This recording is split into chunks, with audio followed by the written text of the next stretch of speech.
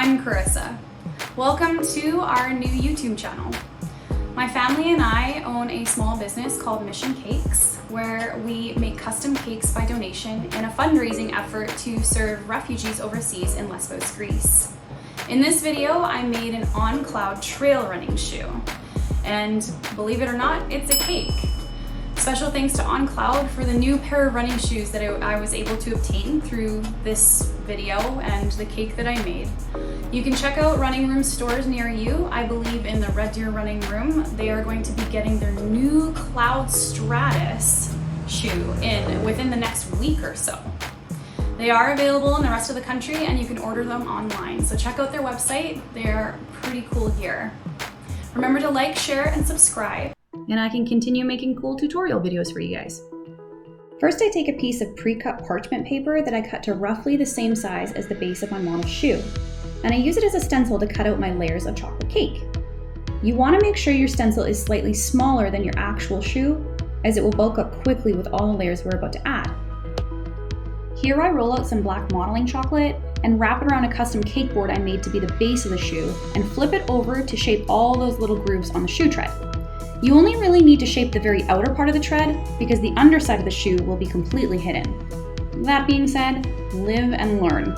My cake board went completely flat when I was shaping my cake, when it was supposed to hold more of a curved shape. You'll notice this when I hold the side stencil up and I begin to carve the outer portion of the shoe. I carve away, keeping in mind my shape should run just below that stencil line. Here's where I cut a slight hole that will give the illusion that my shoe is in fact hollow.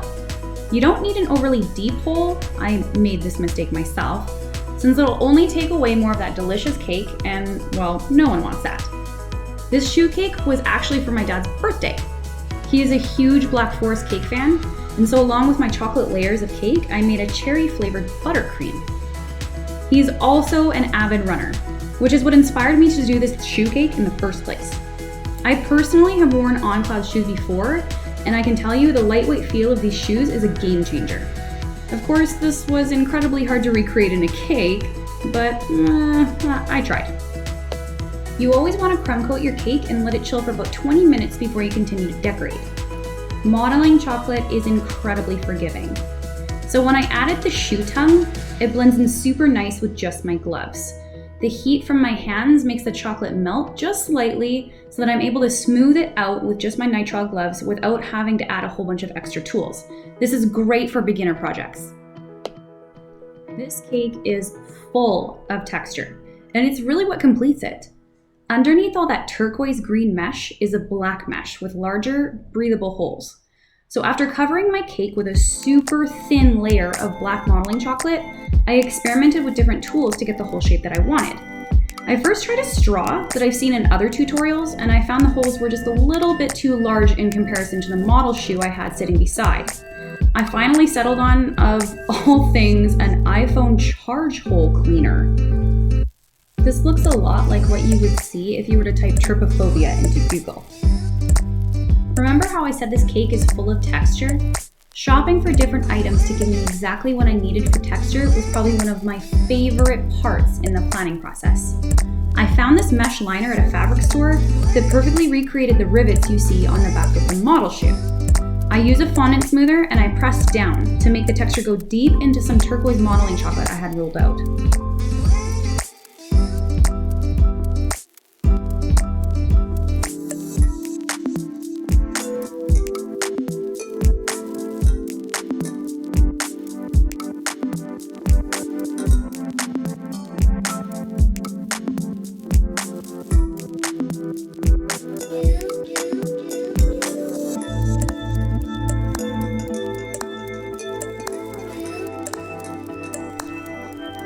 This modeling chocolate has to be super thin.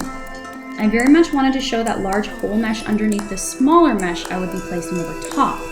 The most complicated part of this cake was when I had to work backwards in comparison to most of my other sculpting techniques. Usually our minds look at the largest layer and just want to start with that.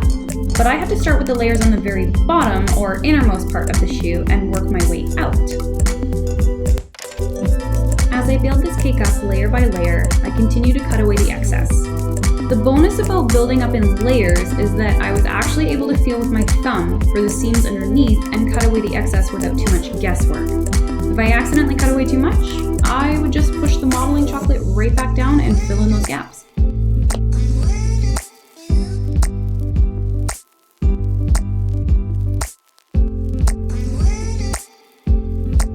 Texture is taken best when the modeling chocolate is warm.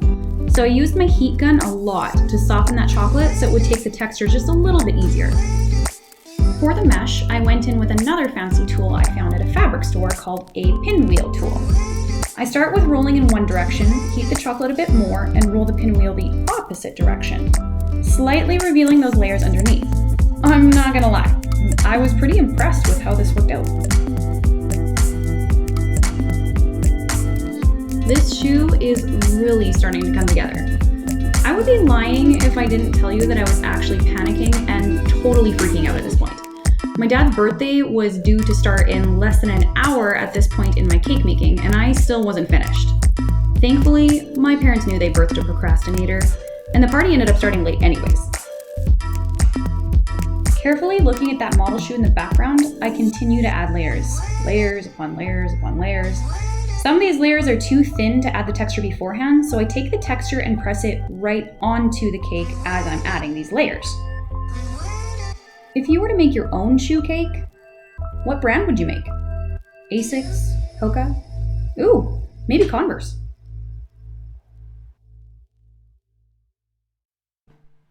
This little fabric patch on the tongue of the shoe was nearly transparent. So I rolled it incredibly thin and heated up with my heat gun so it slightly melted into the black modeling chocolate underneath. I almost wish all of the mesh had this effect, but I know I would have ended up with a soupy puddle cake rather than a shoe cake.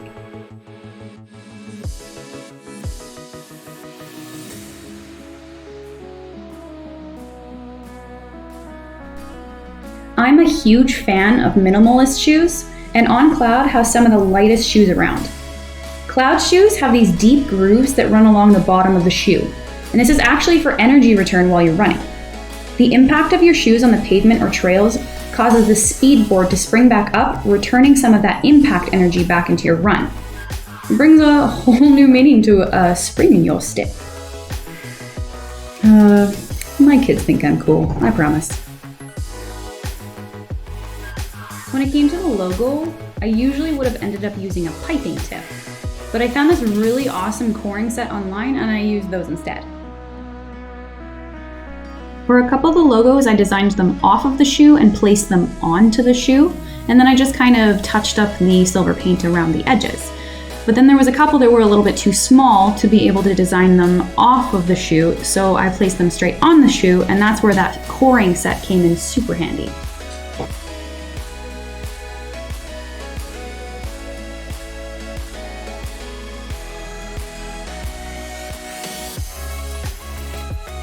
Here is the finished On Cloud Ultra Trail Running Shoe Cake. Believe it or not, I actually got about 5 pieces out of this guy and he tasted delicious. Thank you so much for watching.